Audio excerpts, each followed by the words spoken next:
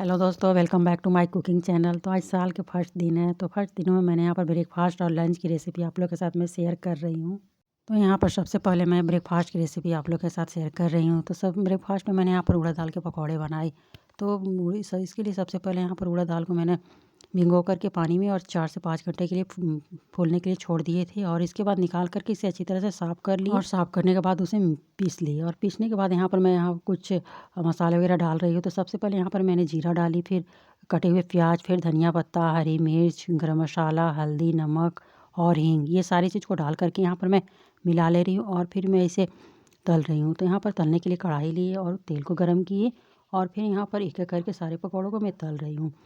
तो इस तरह से मैंने ब्रेकफास्ट में यहाँ पर उड़द दाल के पकौड़े और चटनी वगैरह सारी चीज़ बनाए, जो खाने में बहुत ही टेस्टी लगी। तो आज न्यू ईयर्स है, तो न्यू ईयर्स के दिन में मैं ब्रेकफास्ट में उड़द दाल के पकौड़े बनाए और मेरी तरफ से मेरे सभी फॉलोअर्स को हैप्पी न्यू ईयर। तो इस तरह से आप देख सकते हैं पकौड़े कितनी अच्छी तरह से बनी है। तो इस तरह से मैं यहाँ पर पकौड़े बना ली और फिर यहाँ मैं इसे सर्व करने के लिए मैं यहाँ पर निकाल ले रही हूँ। तो इस तरह से मैं यहाँ पर पकौड़े बनाए और फिर ब्रेकफास्ट में किए। तो इस तरह से देख सकते हैं पकौड़े और चटनी तैयार हो चुके हैं और फिर यहाँ पर कितनी अच्छी तरह से बनी है। तो फिर इसके बाद मैं यहाँ पर दोपहर के लंच भी बनाई। तो लंच में मैंने यहाँ पर मटन और चावल, सलाद वगैरह सारी चीज़ बनाई।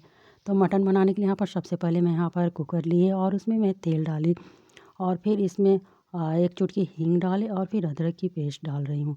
और ये डालने के बाद ये दोनों चीज़ को मैं चटकने दे रही हूँ ब्राउन होने तक। और फिर इसमें और कुछ मसाले वगैरह सारी चीज़ को मैं डालूँगी। तो जब ये दोनों चीज़ अच्छी तरह से चटक गए तो इसके बाद मैं यहाँ पर फिर जीरा डाली और साथ में तेज़पत्ता को भी डाल दिया और फिर इसे भी चटकने दिए। और जब ये चटक गए तब यहाँ मैं 3 से 4 प्याज को बारीक कट कर ली थी और वही मैं डाल रही हूँ और फिर इसे ब्राउन होने तक भून ले रही हूँ। तो इस तरह से ये ब्राउन होने तक मैं भूंजी और फिर इसके बीच में मैं यहाँ पर लहसुन 4 लहसुन भी यहाँ पर डाल दिए साथ में, क्योंकि लहसुन डालने से मटन के स्वाद बहुत ही टेस्टी हो जाते हैं। तो यहाँ पर लहसुन और प्याज को मैं ब्राउन होने तक फ्राई कर लिए और इसके बाद यहाँ पर मैं सारे मटन को अच्छी तरह से धो कर के साफ़ कर लिए थे और तो उसे भी अब मैं डाल दे रही हूँ। और डालने के बाद इसे मैं यहाँ 10 से 15 मिनट के लिए लगभग मैं भूंजूँगी और फिर इसके बाद मसाले वगैरह डालूँगी।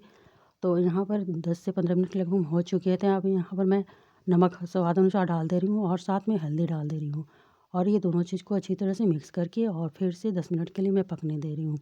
और इसके बाद यहाँ पर मैं कुछ मसाला भी डालूँगी। तो मसाला में मैं यहाँ पर जीरा, मिर्च और गरम मसाला में इलायची, लौंग, दालचीनी और लहसुन, प्याज, तेज़पत्ता वगैरह सारी चीज़ को पीस लिए थे और फिर इसके बाद ये सारे मसाले को डाल दिए और फिर यहाँ पर मैं गरम मसाला डाल दिए और रेड चिली पाउडर भी डाल दिया और ये सारे मसाले को मैं मिक्स कर दे रही हूँ।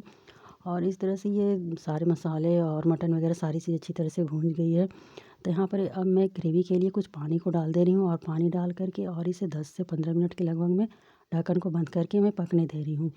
तो इस तरह से मेरी मटन, चावल, सलाद वगैरह दोपहर के लंच भी रेडी हो चुकी है और आप भी देख सकते हैं कितनी अच्छी बनी है। तो ऐसे मैंने दोनों रेसिपी बनाए। तो मिलते हैं नेक्स्ट वीडियो में, तब तक से धन्यवाद।